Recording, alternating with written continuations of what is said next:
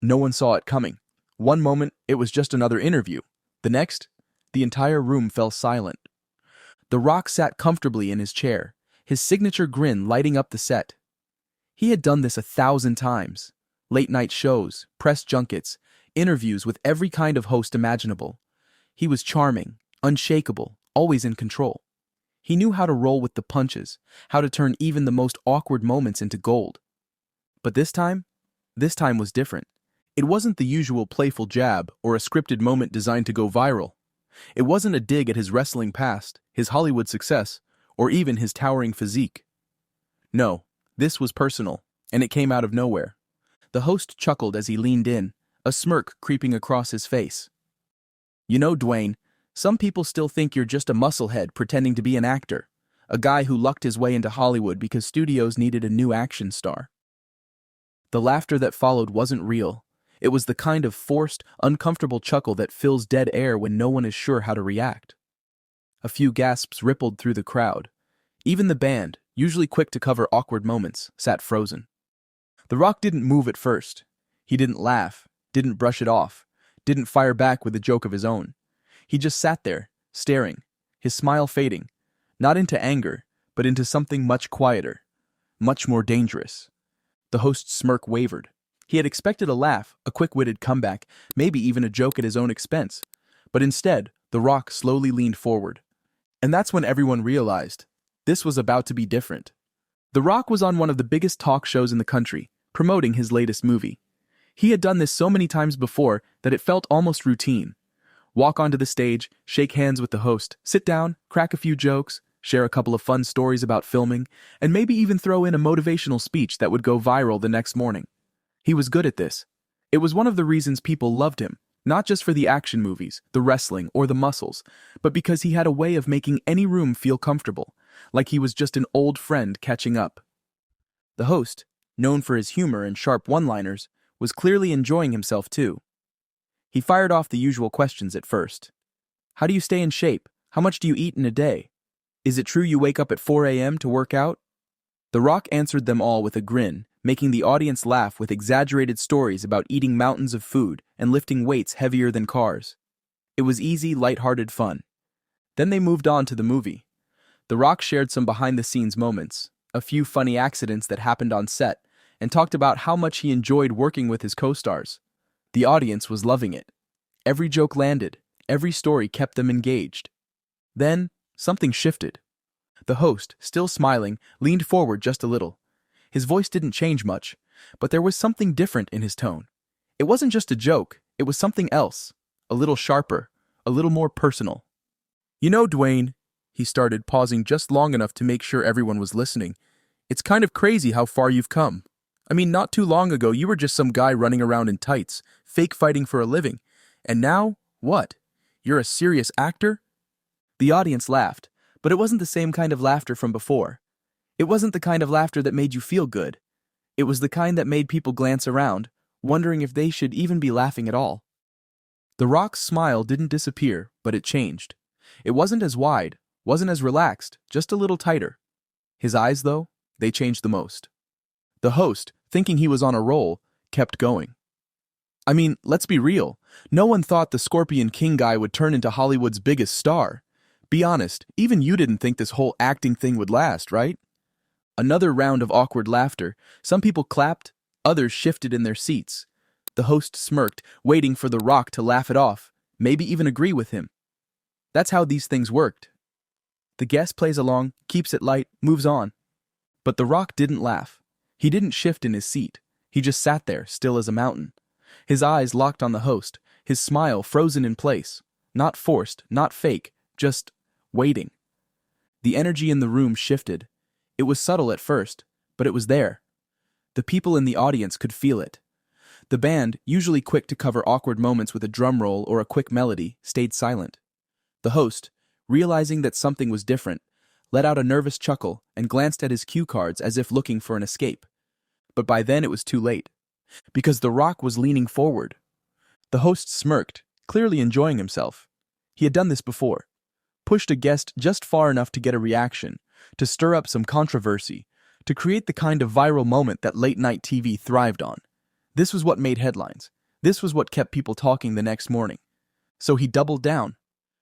You know, Dwayne, he said, his voice dripping with playful mockery, a lot of people still don't take you seriously as an actor. You're just a wrestler who got lucky. This time, the laughter didn't come as easily. It was scattered, unsure. A few people chuckled because they thought they were supposed to. A few others shifted in their seats. And then there were those who didn't laugh at all, because they realized something. The room had changed.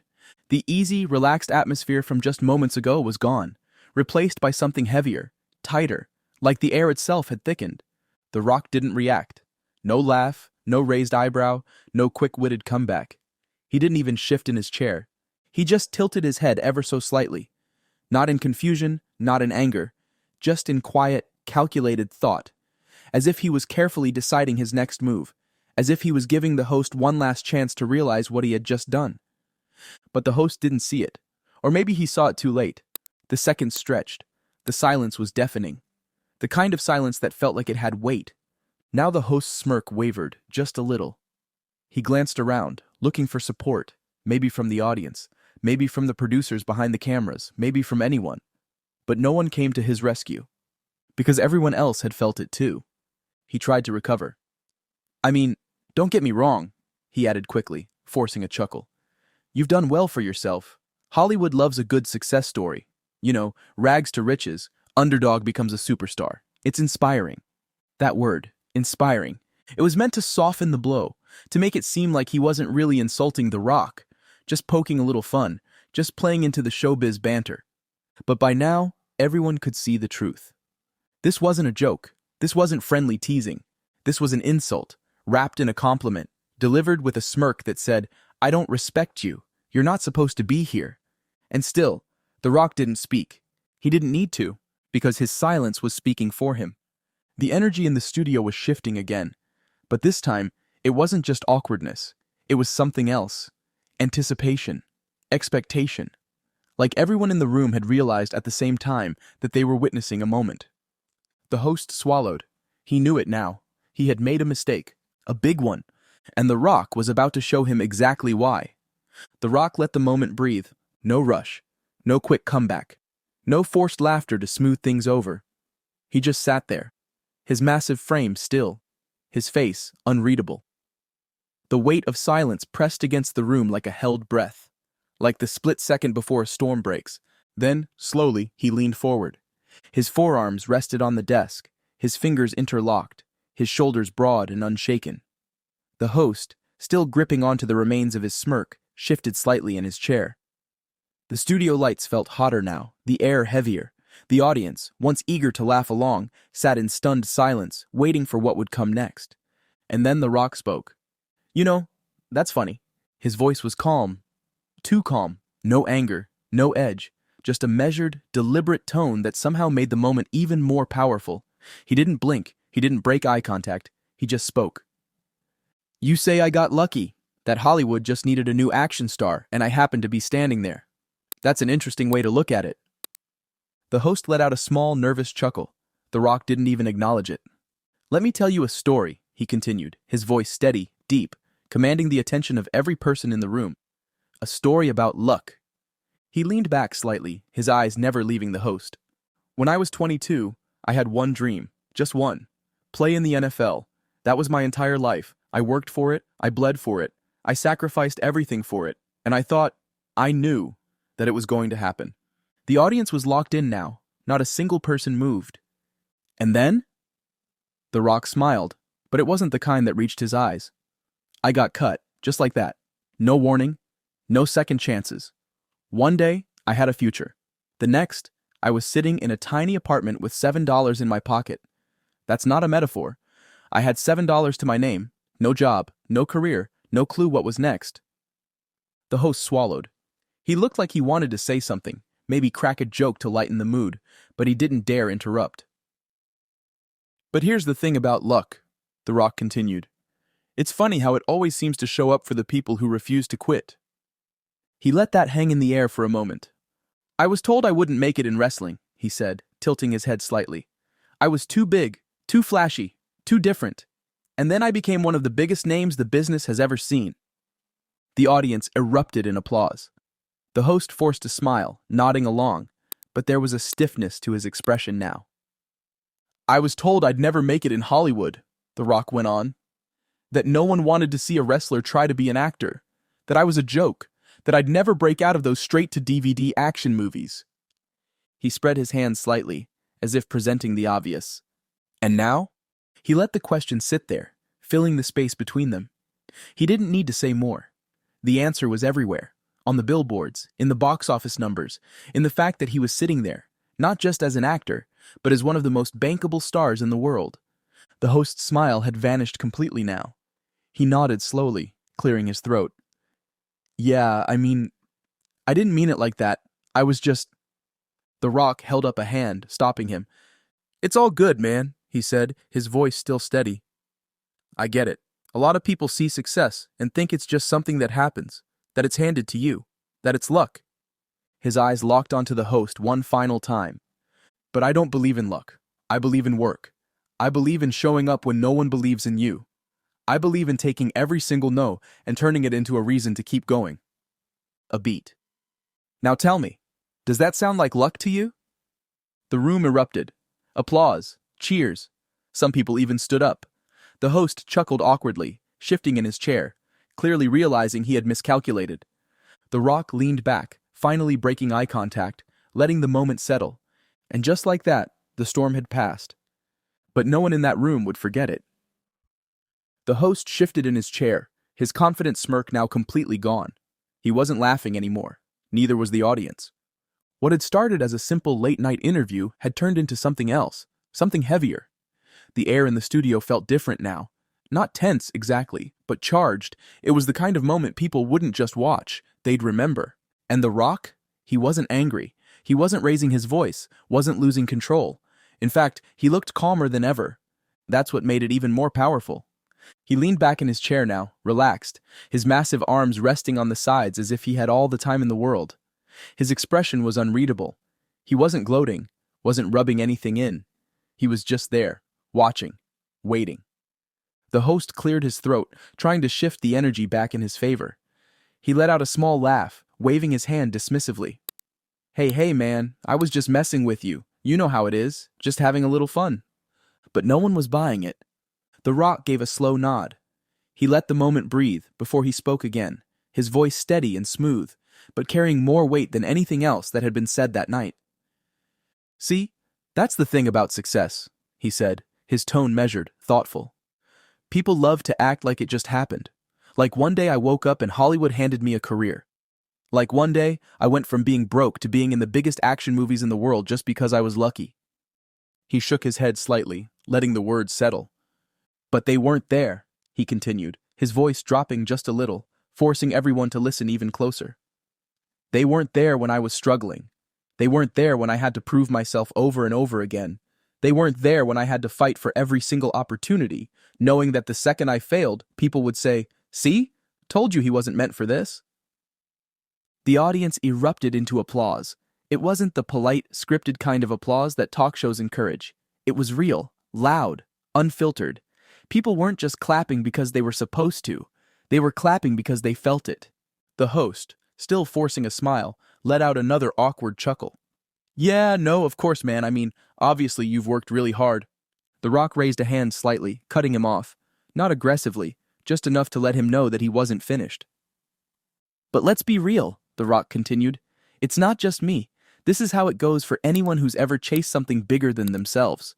Whether it's an athlete, an artist, an entrepreneur, hell, even people in this industry." He gestured toward the cameras, the audience, even the host himself. "There's always going to be someone who doubts you," he said. "Someone who thinks they've got you all figured out, that you're just a guy who got lucky, that you don't deserve the things you worked for." The host gave a tight-lipped smile, nodding quickly as if to say, Yeah, I get it, let's move on now." But The Rock wasn't done. "Thing is," he said, leaning forward again, locking eyes with the host, "those people, the ones who sit back and judge, they usually have one thing in common." The host swallowed. "And what's that?" The Rock didn't hesitate. "They've never done it themselves." The audience lost it. Applause, cheers, even a few whistles from the back of the room. It was the kind of response you couldn't fake. The host tried to laugh along, but it was forced now. He was nodding too much, moving a little too quickly, trying to steer the show back into safer waters. Yeah, no, that's a great point, man. I totally get what you're saying. The Rock smiled. This time it was genuine, friendly, but still in control. Yeah, he said, I know you do. The host blinked. A second passed, then another, and then, just like that, The Rock leaned back in his chair again, relaxed, and gave him a reassuring nod. The tension in the room softened, not completely, but enough for the host to exhale slightly, to feel like he had at least some footing again. But deep down, he knew. Everyone knew. This wasn't his show anymore. This was The Rock's moment, and no one was going to forget it. Within hours, the moment was everywhere. It started small, just a few tweets, a couple of clips circulating on Instagram and TikTok, but then, like wildfire, it spread. By the time the show aired on the West Coast, the internet had already turned it into the biggest story of the night. On Twitter, hashtags were trending worldwide. #The Rock Clapback, #Stay Humble Stay Hungry, #Talk Show Meltdown. Someone posted a 15-second clip of The Rock's final line, "They've never done it themselves," with the caption, "This man just ended the host's entire career with one sentence." It exploded. Within minutes, celebrities were reacting. Fellow actors, athletes, even high-profile business leaders jumped in. They weren't just entertained, they were inspired. Absolute masterclass in handling disrespect. Take notes. A-list actor. The Rock didn't just school him, he built the school, taught the lesson, and walked out like a legend. Viral meme account. I felt that in my soul. Respect. Famous athlete. Instagram and TikTok had their own versions. Edits with dramatic music, slow-motion zoom-ins on The Rock's face. Someone even remixed the moment into a motivational speech over an epic orchestral soundtrack. Memes flooded Reddit. A screenshot of The Rock leaning forward captioned, "That's the moment he knew. He fucked up." Another with the host's forced smile captioned, "When you realize your joke wasn't funny, and now you have to sit through a life lesson." YouTube was next. Clips of the moment were racking up millions of views overnight. Titles ranged from, "The Rock destroys talk show host with cold, hard truth," "The Rock's perfect response to an insult, this is how you handle hate," "Talk show host tries to roast The Rock, instantly regrets it." Podcasters, reaction channels, and even news outlets broke it down frame by frame, analyzing how The Rock stayed calm, collected, and completely in control. But the biggest takeaway? No anger, no insults, no drama, just pure class. One tweet summed it up perfectly. The Rock didn't just win the moment, he won the internet, again. A few days later, the host finally broke his silence. The pressure had been building. Social media wasn't letting it go, and every interview clip, every meme, every reaction video only made it worse. His name was trending for all the wrong reasons. He opened his next show with an awkward chuckle, shifting in his seat the same way he had the night it all went down. This time, though, there was no smirk, no playful teasing. Just a man who knew he messed up. "So, yeah," he began, forcing a half smile. "I guess you guys saw what happened the other night." The audience responded with a mix of laughter and cheers. He raised his hands in surrender. "Look, I'll be real. I thought I was just joking around with The Rock, but, He exhaled, shaking his head. "Turns out, when you try to roast one of the most hard-working, respected guys on the planet, you better come prepared." More laughter. He smiled, but it was different now.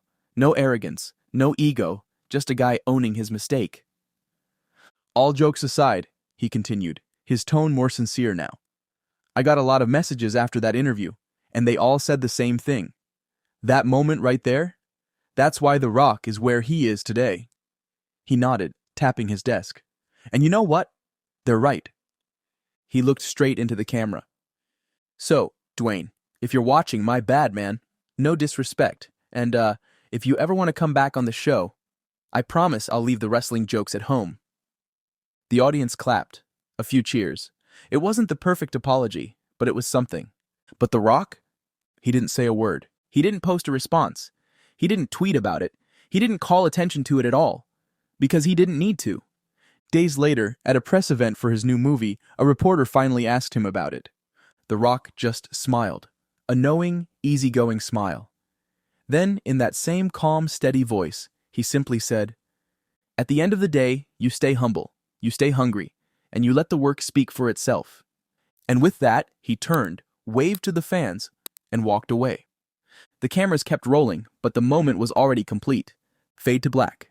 The legend grows.